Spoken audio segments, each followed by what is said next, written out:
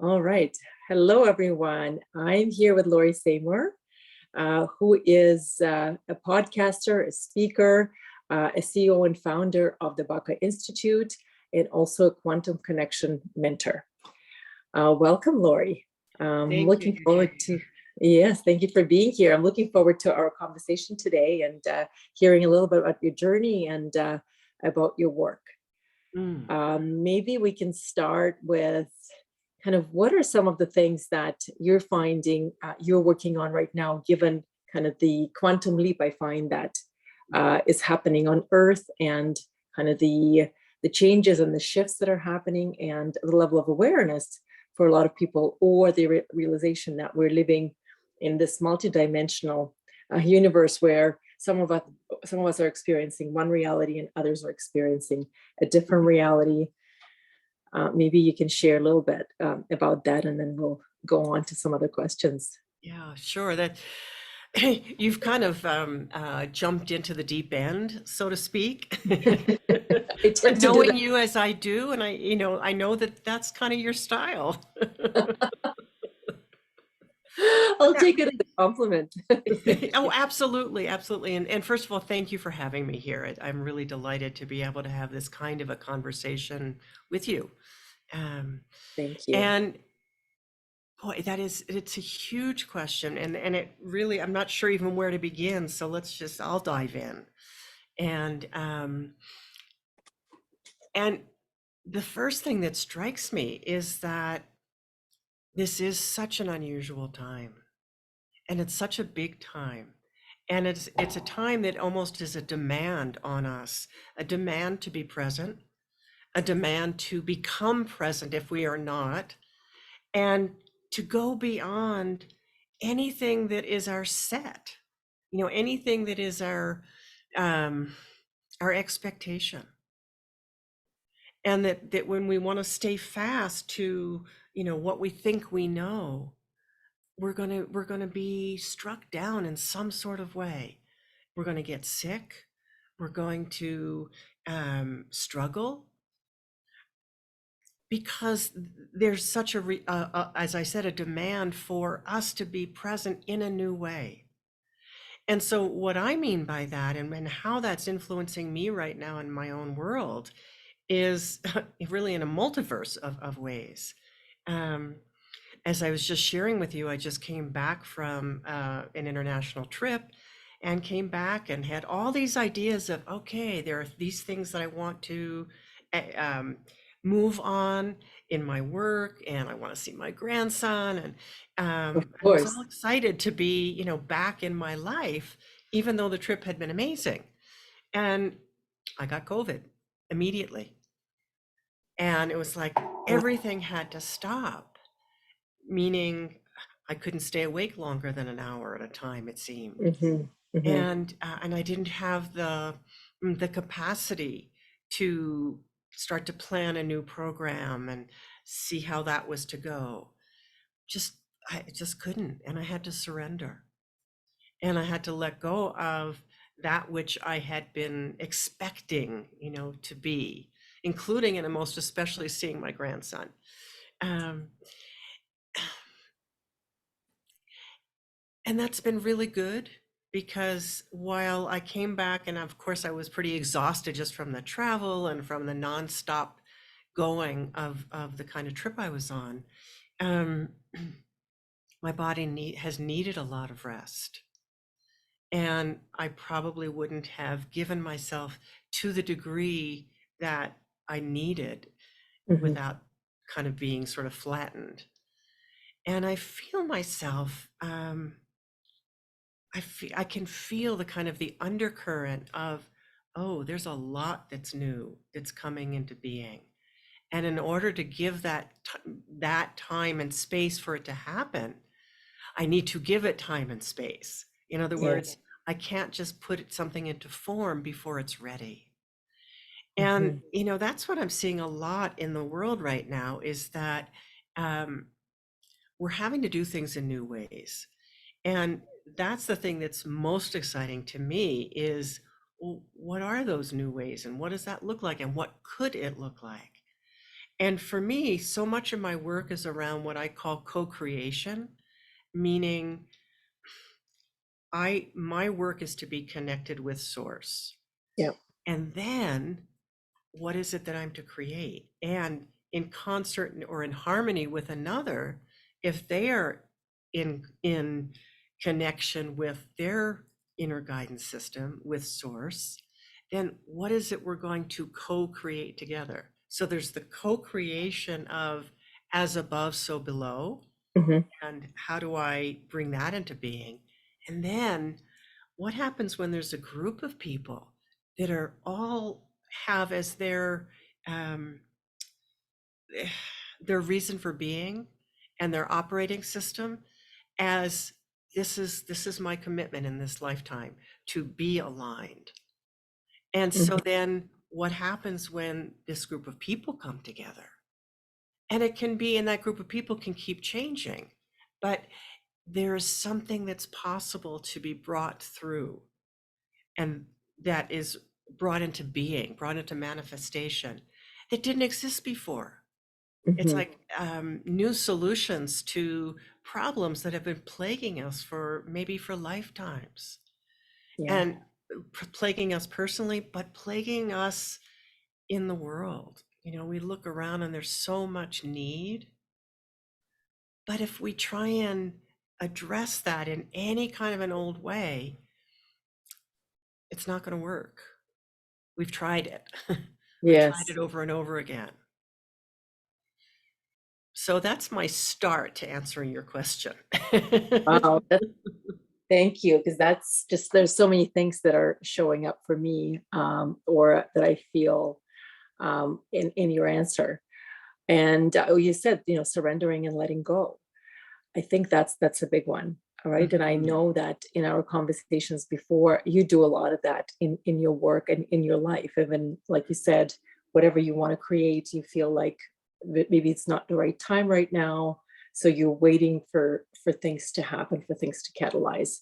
mhm, Where would you say somebody who is maybe new to the kind of to some of these experiences, who's also feeling the shift in their life, mhm, where should they start, or what would you recommend for them, mhm. besides the surrendering and letting go? Because it might be difficult at times. I was going to say, If yeah, to there's, just say, oh, yeah, surrender. Oh, yeah, let go.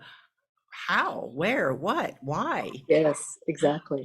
So, yeah, if we kind of do a little rewind to just starting to tune into what is this inner life? What is this if I'm feeling something is changing and Yeah. something big is coming or happening?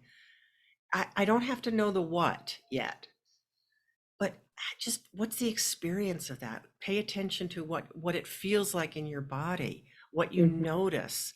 Perhaps there's some new thoughts or new types of thoughts that are coming to you, and you want to just dismiss them. Like, oh, well, that's crazy, or that's so far out there. But instead of dismissing them, what if you were to pay attention to them? Just to at least bring them kind of into your foresight, or into your center vision, and Hmm. say, well, that's unusual. Okay. And make a note of it. You don't have to do anything with it. It's not like you're going to just shift on a dime and say, okay, now I'm going into a new direction. But take note of that so that the next time there may be another thought, another thought that relates to that. And you say, well, isn't that interesting?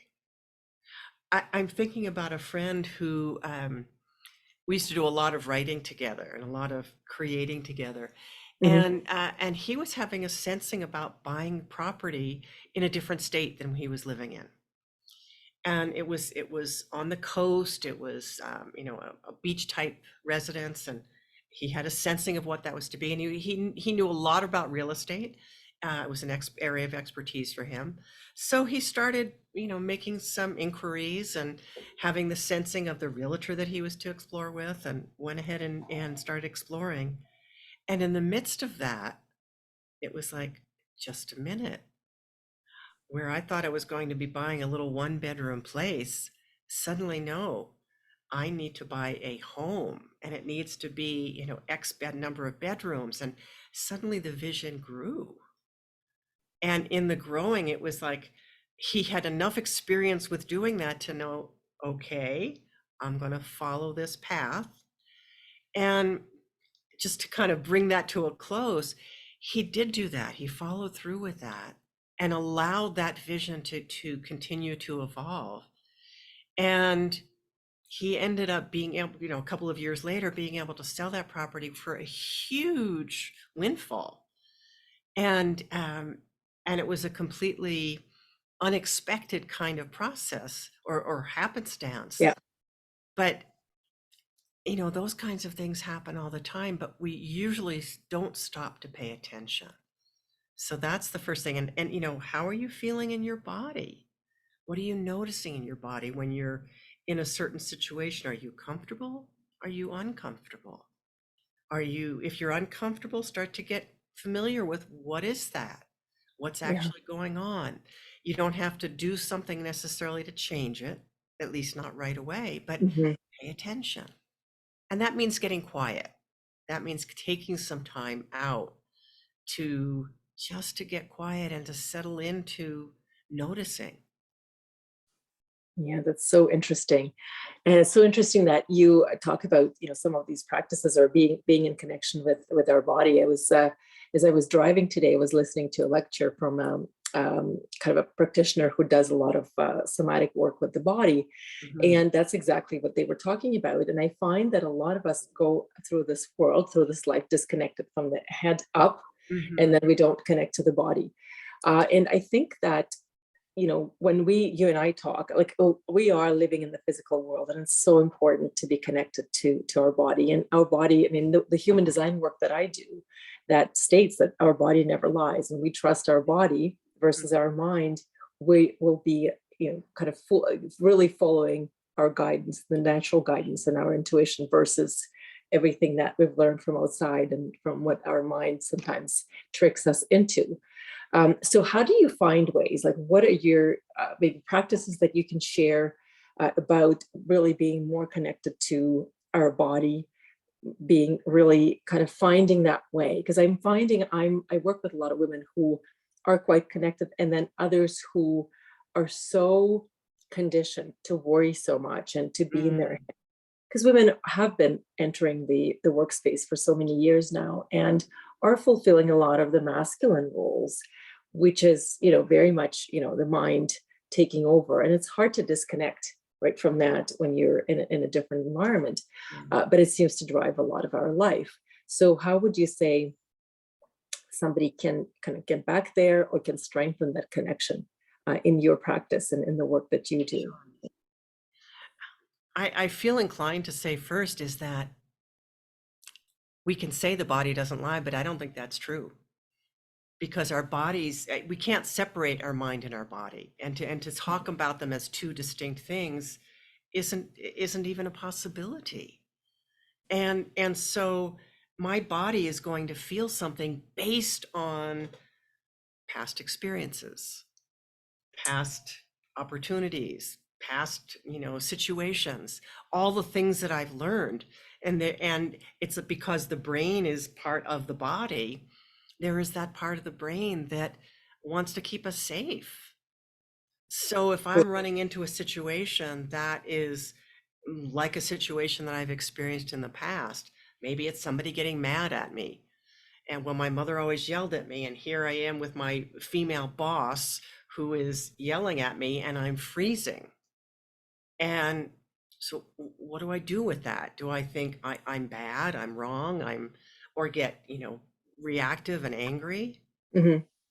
Or can I take a few breaths and start to kind of reel my emotional reaction back in? Not to avoid it, not to override it, but to say, okay, this is the emotion. What's behind the emotion? And let me start to get curious about that.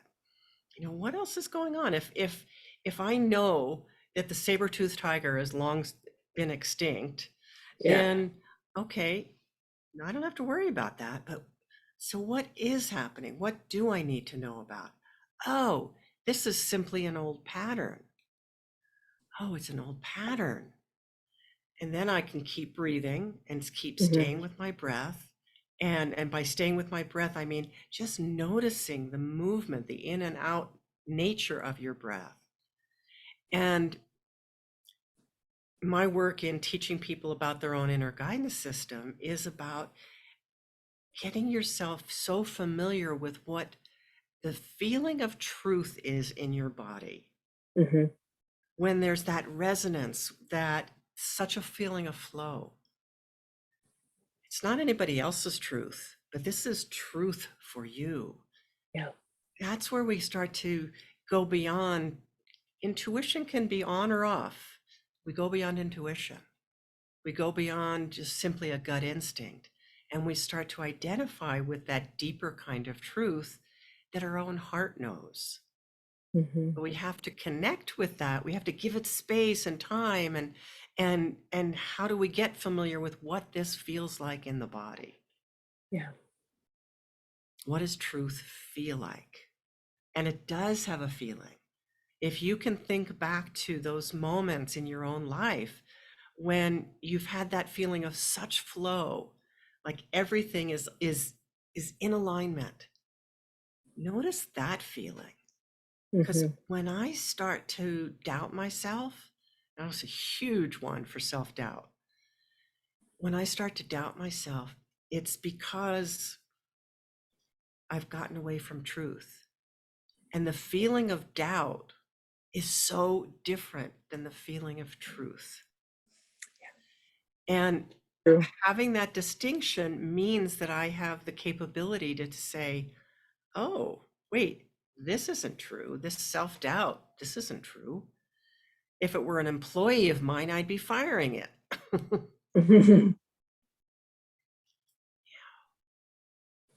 That's so powerful. Wow. Yeah, the I guess intuition, like you said, comes and goes, but that feeling of being in alignment. And I always tell people to remind themselves of those moments. But for some, they're so fleeting and Mhm. it is hard to remember. How would you have you had clients like that? And how would you deal with that? Well, clients and students, and yeah, I mean, that's why I developed the Inner Guidance Mastery Blueprint course, is because I was working with people in all this co-creation, Yeah. but they didn't have the basics.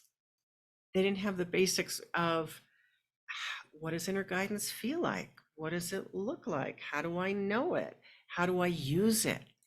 How do I expand upon it? Um, so starting to have, and my work with energy is around creating the environments so that people can have those experiences and get to become familiar with them. So they become Mhm. so intimate with them that they know the difference, and that they can start to say, okay, I teach people actually how to have an inner dialogue with their guidance system by Mm. writing, by Yeah. speaking, so that they can really tune into that, so they can start to feel. So if I have a question about something, I will often write that as a dialogue, and I will sit in the quiet till I get really calm and allow that inner voice to be able to be noted on the page, so to speak. Hmm. Hmm. But then I'll put it away, and then I'll read it back to myself later, and take that same kind of witness stance of just paying attention, not having an emotional reaction. Yep. And if I feel myself getting all excited, I know that's just emotion. So I'm going to take Hmm. a breath again and calm that. And so I start to feel, was I on as I was writing or was I not? Meaning, was I connected or wasn't I? And as people start to learn about how to do that, then you really learn how to ask yourself instead of having to keep looking outside for what you think the answers are. Hmm. Google can only give us so much. Absolutely. Especially in this day Absolutely. of AI. Oh, yes, we can get all kinds of information. Mhm. Wow, Lori, thank you so much. I mean, I know I've started with a deep question, but we keep going deeper, which is amazing. And I love how with you, there's always this magic that shows up.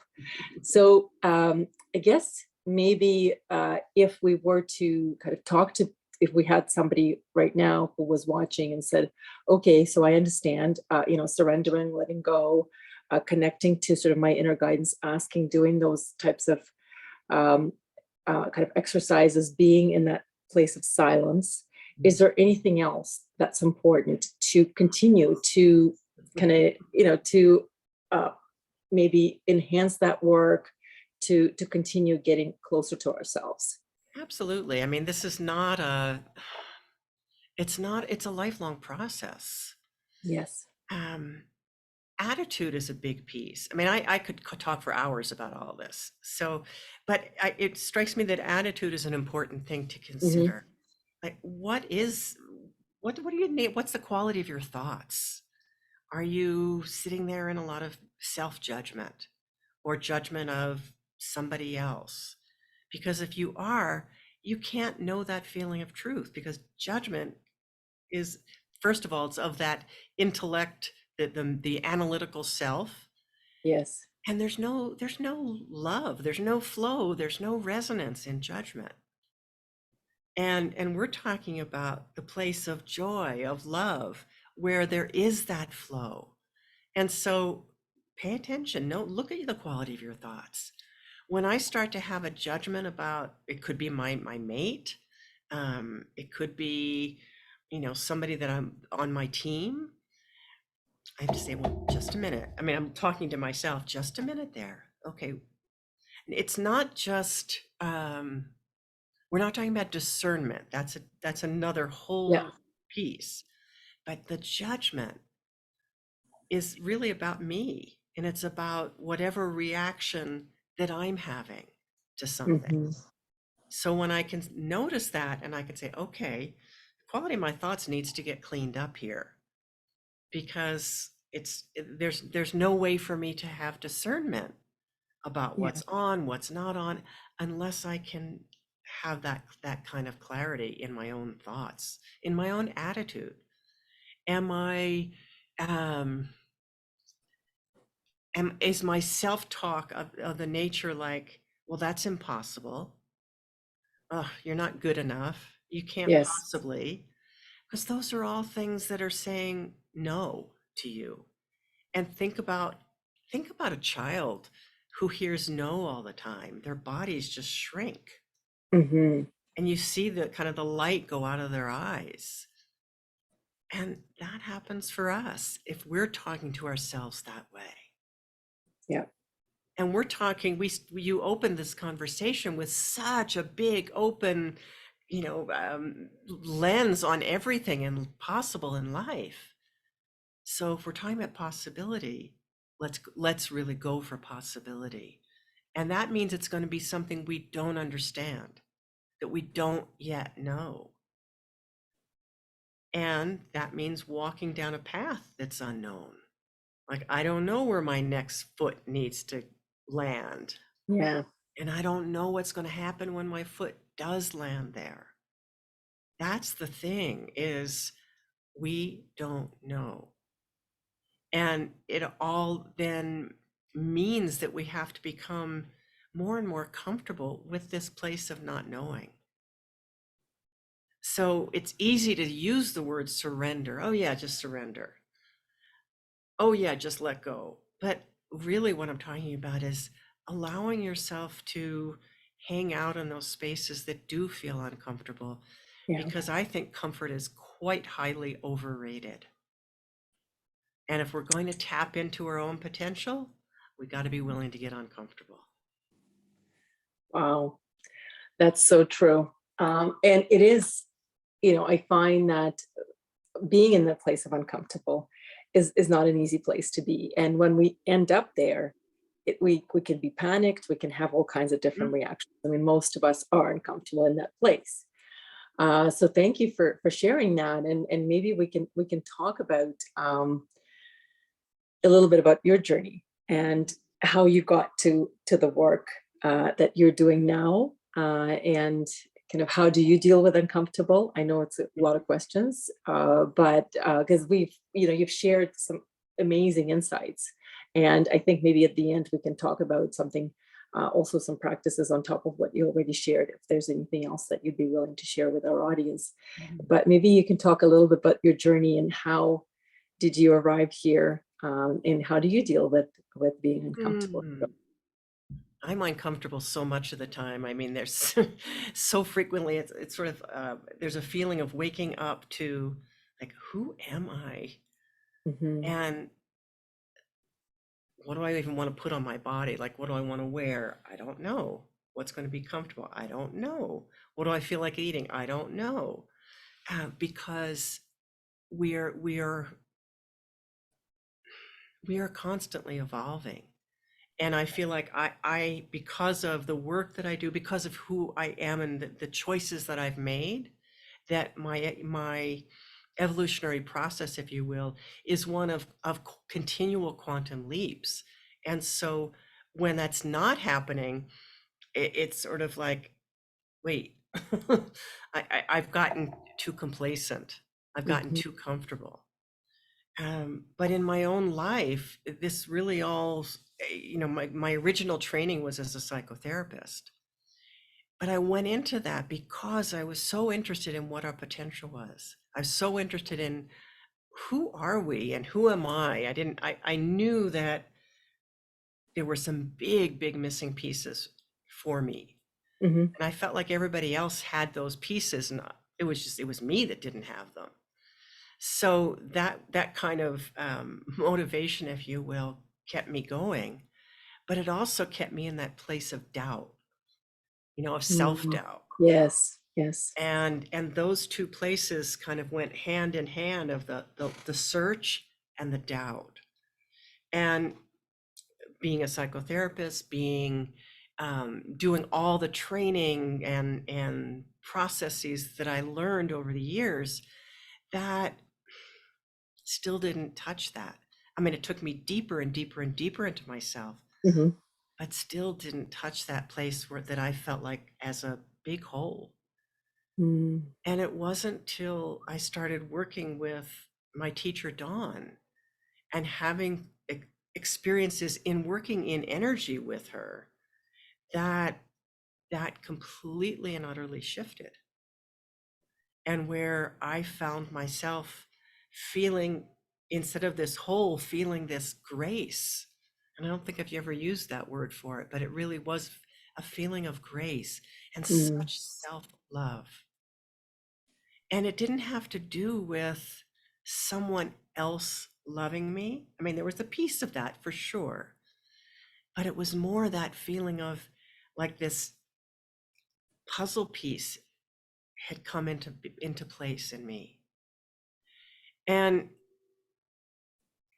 all of that work was also about that constant kind of change and the nature of Hmm. change, the nature of life being this constant change and growing and opening to higher and higher frequencies. So I started researching frequency and looking at the quantum field and how did this all work, um, and that just has taken me, one piece after another, after another, after another.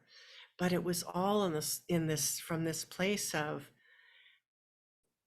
I am here for something, and it's around discovery, and it's Hmm. around sharing, and that continues to evolve and to unfold. And my work is to stay abreast of that, to stay connected with that, and to not um, I put things into form. I create programs, I write, and yet I know there's always that next piece. Hmm. And so I've had to get comfortable with, okay, got to wipe all this out now. Meaning, um, I used to teach at a couple of different colleges, and I love doing it. and I was good at it, and I'd create the whole syllabus and do all of it. And then it'd be like, oh, I'm done. Meaning there wasn't something new for me in that. And I was being moved on. Mm, So that meant I had to let that go. And so it was both a visceral and a literal and a in my life kind of letting go. mhm, And okay, well then what do I do now? And so it's been a lot of years of doing that in one way or another to see what is the now, what is this moment. And as I was talking about in the very beginning, coming back into the country and landing and saying, okay, I know that there's some things that I'm to start to bring into being, into form. yeah. and and you know what, anything that it might have been, it's probably not going to be any of that, because I've been moved just through the process of this COVID. Mhm, I've been moved into a new place. And so my frequency is different. My vibration is different. It's come into a new place. So I need to get familiar. What is this new place? mhm, And as I get familiar, then it's like, oh, then the insights and it's almost like the decoding of this energetic imprint happens. And then I start to see, oh, okay, and I might write a new piece. And the next part of the book that I'm working on comes into being, mhm. and. That's so interesting because what you're describing is partly is a creative process, right? You have to go Absolutely. with what's showing up, right? You can't force it. You have to feel into it and you have to let it unfold at its own timing. Mm-hmm. And it sounds like, a lot of it is quite natural for you in your life. Oh, no, no, no, no, no, no, no, no. No, No, or my at least You're natural talking in to that somebody maybe that had loved control. It's that's natural interesting. now. Hmm. I had to Hmm. learn it. I really had to learn it. So how did you transition from, somebody, because a lot of us women, I personally sometimes, struggle with control and I'm doing much better because it Mm-hmm. is kind of slowly dissolving and letting go and realizing that it's not helping me. But I'm seeing that around me as well. I mean, most of us, like to be in control of our environment, and yet, what are we controlling in the end of the day? So, how did you transition from somebody who liked to be in control and kind of business, family, and all Mm-hmm. of those things to where you're at now? I mean, I don't really know. However, I mean, in looking back, I can see, oh, I had to get more and more comfortable in this place of not knowing. Yeah. And in doing that, I got to see all the places that my desire for control was keeping me so small. And Hmm. where I thought it was keeping me safe, it was keeping me kind of dead. It was keeping me in old worldviews and old processes and old ways of seeing myself. And where I felt finally like I was in a straitjacket, and Hmm. probably over and over again, where I felt Yeah. myself in a straitjacket. I remember, my mother used to have this thing about, like, don't get too big for your britches, and that's a kind of it's, I don't know how it would translate into Russian, but but it was that feeling of, you know, you are just this, and you can't be more than that. Yeah. And because I think I came into this world with such a passion for wanting to know what was the truth. Hmm. That wasn't the truth. And so if you can allow your own, and I speak to the audience here, Yeah. your own desire for truth, like, what is the truth here? And to go for that, and to don't accept anything less. Because as you go for more, yes, you will be more uncomfortable, but you will also be more free. Hmm. Freedom is so delicious. and that feeling of resonance and flow and, the love. There's no love in control. Yeah, absolutely. Absolutely. Oh, this is such a powerful conversation. I'm so glad that we've started kind of on the deep end. Mhm. So I guess a couple of the questions that I have is, what are you finding supports you and nurtures you at this Mm. time, besides your grandson, and what supports and nurtures you in your work? Mhm. And kind of how do you find, what would you say to women who are maybe in that place of shifting and not knowing if they're kind of wanting a change in their career or what else they want? And We have our Biscuit, dog who wants to know too. Biscuit, come here. Biscuit. So sorry. What supports you and nurtures you, and what would you say for women who are watching, who maybe are going through a time of shift and change, not knowing, Mhm. and getting comfortable or getting familiar or trying to get familiar with where they are or where they want to go? What would you recommend for them? Those are great questions, Eugenia.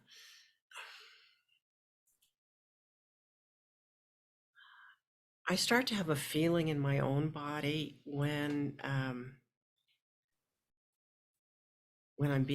pushing myself. It's so uncomfortable, Hmm. and I don't always recognize it right away. I mean, sometimes it'll take me a little bit, and sometimes it'll be, I can push myself to exhaustion. Yeah. So it's like it's because I know those patterns in me. I have certain signs that I can pay attention to. So what I need to do then is just like call a halt. Oh, I'm not going to go do that Hmm. which someone expected me to do. Okay, what do I need to do? Well, I'm not going to know what I needed to do or need to do right away, or maybe I will, but let me take a moment. Let me just even take a moment, take a breath. Hmm. Think about being in the boardroom and taking a breath. Yeah. No one is going to know that you're taking a breath. You can say, just a moment, let me be with that. And meanwhile, what you're doing is you're taking a conscious breath, just a breath. Think of it as a breath filled with light that you're Hmm. breathing into your center of your chest cavity, which is your heart center. And you're not looking like anything other than you're thinking on the outside. Hmm. Hmm. Hmm. And so you're just doing that and saying, what is it? What is it that's true here? Or what am I needing to say? Or what is it what insight am I needing to receive? And then when you respond, you're coming from such a different place. You're coming from that juncture of head and heart. Yeah. And that is where the power lies. Because if we're, trying to cut ourselves off into this analytical self or the emotional self, I mean, neither place is true, Yeah. but the power of settling into yourself. And this is what I need to do. I want to say all the time. Often it's second nature now, but for so long it wasn't second nature. And I had to train myself to pause. Hmm. And sometimes it's okay, that's the boardroom. And sometimes it's oh, I need to just, not go to that party tonight. And I Yeah. need to just take some time to myself and see what's needed. Maybe I need to go for a walk outdoors. I'm so eager to get outdoors right now, and it's like to feel the air, to Yeah. breathe, and to allow something new to emerge. Oh, that's so beautiful, Laurie. Thank you. I think that what you've just talked about, this practice, it's so simple, but it can be Mhm. such a game changer. I Yes. was talking to somebody the other day and they were talking about being kind of caught off guard Mhm. and having sort of a reaction to something. And all the simple practices, if we learn to do them, especially in those moments, and Mhm. not allow life around us to push us, Hmm. into something or to react can make such a difference in our life. Yeah, it That's really, really does. incredible. It and it is simple, but it's not easy to do because we think we have to just react, or Yeah. we do just react. And in that reaction, we're not responding. And we're not responding from the right place, like you said. And Mm-hmm. so it's so interesting how, even I would say in business or in our life, we're not taught sometimes to take that space and to ask for it or to allow ourselves that space, Right, right. right? The pause, the ability to say, let me be with that. I think Hmm. it also comes with this awareness, right? That you as a human being have a right to say it, and it doesn't matter. Yeah, and there's nothing wrong with it. Like you said, people There's don't even know everything that you're right taking. with it, Yes, actually. And if yes, we start to do it, then, we may be modeling that for a whole host of other people. absolutely. What's she doing? I have a friend that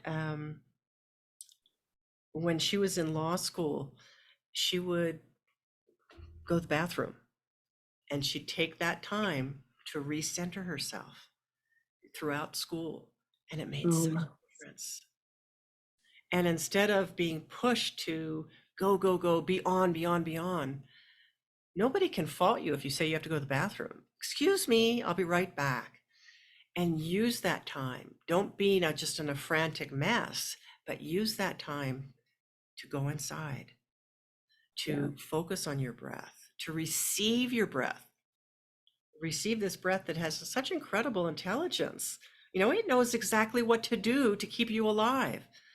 And if I had to do that myself, if I had to direct it and mix the gases and just so, and besides my PhD in biochemistry that I don't have, I would be exhausted. Absolutely. Such simple things, and then yet they make such a difference in our life. And they're much more complex than we in our little pea brains realize, Yeah. because we are tuning into this quantum field. So from a physics standpoint, there's all this exchange going on. We are putting things out into the field, we are receiving from the field. We need to learn how to work with that. We need to learn how to be in flow with that. And so these particles of light are are not just kind of hanging around. There's an interaction happening all the time. Absolutely. And when we're able to receive it, like you said, to pause, to do what we need in the moment, so that we Mhm. can either receive an insight or even center and focus. Yes. We can be present and we can be so much more in alignment. Yeah. And then what happens? Then the magic starts to happen, and then the joy and the play and the curiosity and the ease. Mhm. What if it were all easy? What if? Oh my goodness. And it can be, I think, if we allow Absolutely. ourselves, if we only allow ourselves. And I was one that, um, because of how I was raised and, or trained, I thought everything was complex and I made everything complex. And so to undo that has been a lifetime. Absolutely. So I guess that brings me to a question, Lori. Mm. What would be the advice that you give to younger self from where you're at now?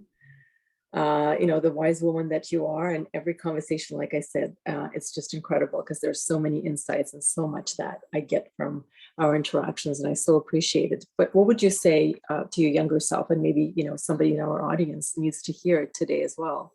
Because I It find we're wouldn't be, so hard on ourselves. it wouldn't be advice. That's what I realized just as you asked that. It would not be advice. It would be something on the order of, I love you. Mm.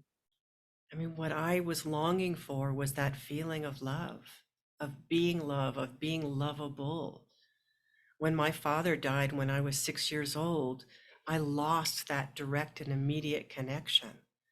And my mother was so stressed. She had 4 kids, she had no money, she had, what am I going to do? Yeah. Life was a struggle. And so, what I would want to do is, and it's not like this is different than like inner child kind of thing. Yes. It's like wanting to love, just love, and keep it that simple. Because my head as in my younger self, and even my head now can create great complexity out of anything, given Yes. half a chance. But in the end, it's pretty much very simple. Yeah, What do we exactly. want? Yeah.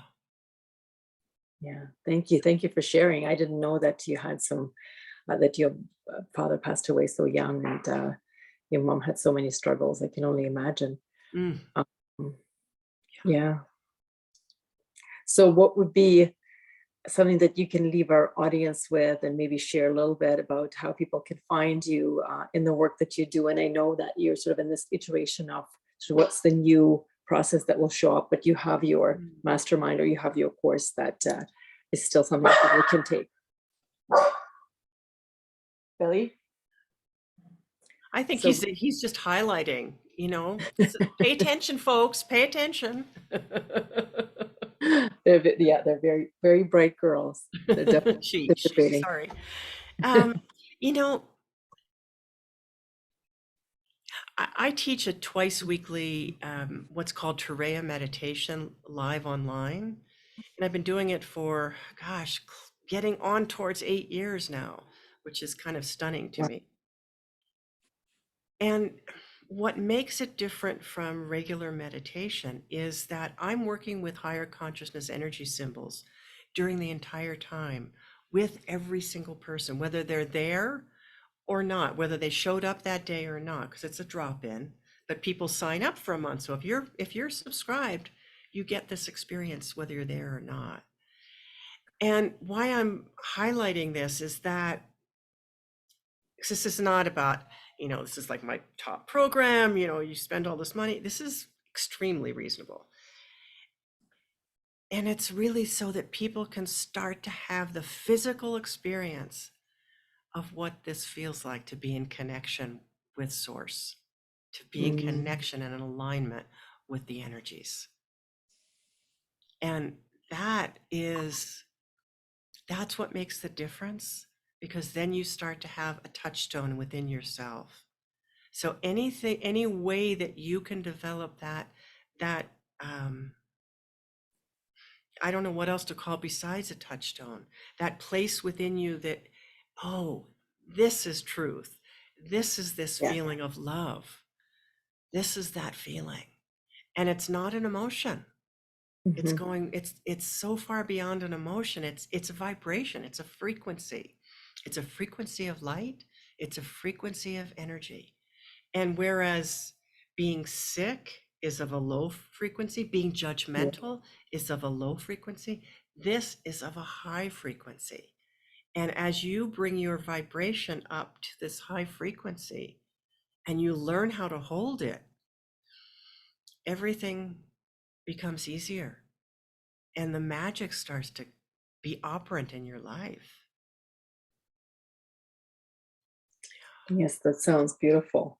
I will definitely put the information below on how people can sign up for this meditation or for this work that you do, because I know you talked about the symbols.